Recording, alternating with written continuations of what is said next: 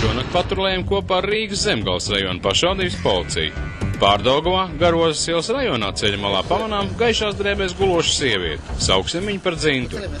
Policists dāmu pamodina, lai nogādātu mājās, taču viņa atsakās nosaukt savu vārdu un adresi. Sirmā kundze ir pamatīgi ierēbus, tāpēc atbild nesakarīgi un sāk flirtēt ar policijas inspektoriem.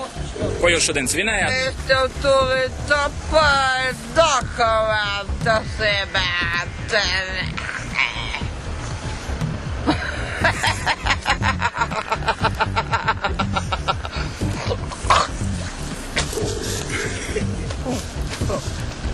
Mani dokumenti. Pacināt jums?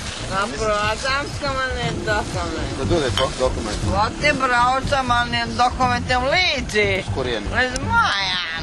Jūs aiziet uz mājām no sākuma. Kāpēc dokumentu nosauciet, kā jūs sauc, ko jūs dzīvojat?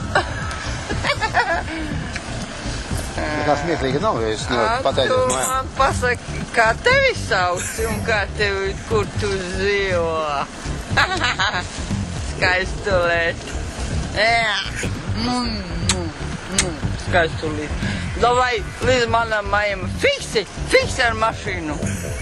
Fiksi. Mani kaķens gaidā. Viņš badām mirst jau. Dzinta pat neapzinās, ka viņu uzrunā policisti. Kundze, kā jūs domājat, ar ko jūs pašreiz runājat? Nezinu. Ar kaut kādu veci. Kas man čipjas te Es atvainojos, jūs ar policistu runājat? Tiešām? Jā. Oi. Kundze necenzēti lamājas un atsakās nosaukt savu vārdu. Arī dzīvesvietas adresi viņa neatklāja, tāpēc policisti nolēma viņu vest uz iecirkni. Pagāj. Oi, moment. Jā, es gribu protams ar tiem stubeņiem policisti. Turamies tad pie stangas. Rekurs Jā. tangu pie sienas. Labi. Ierēbus sievieti uz ielas. Nosaukts nevēlās vārdu uzvārdu. Vedām uz iecirkni esamības noskaidrošanai. Arī policijas busiņā Sirmā māmuļa uzvedas nemierīgi. Ierodoties iecirknī, Dzinta pēkšņi atceras par labas uzvedības normām un kļūst ļoti laipna. Снимай, давай. Снимай.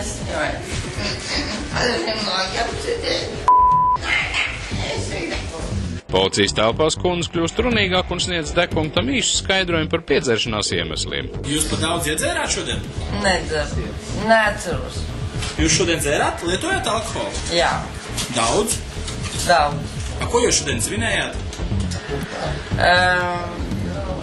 Es svinēju pēc svētkiem. Kas bija pa svētkiem? Vakar bija šitas 9. maijs. Un šodien jums bija paģiris, jā? Jā. Jūs salāpījāties veiksmīgi? Jā, paldies Dievam. Paldies manam darbam. Kur jūs strādājat?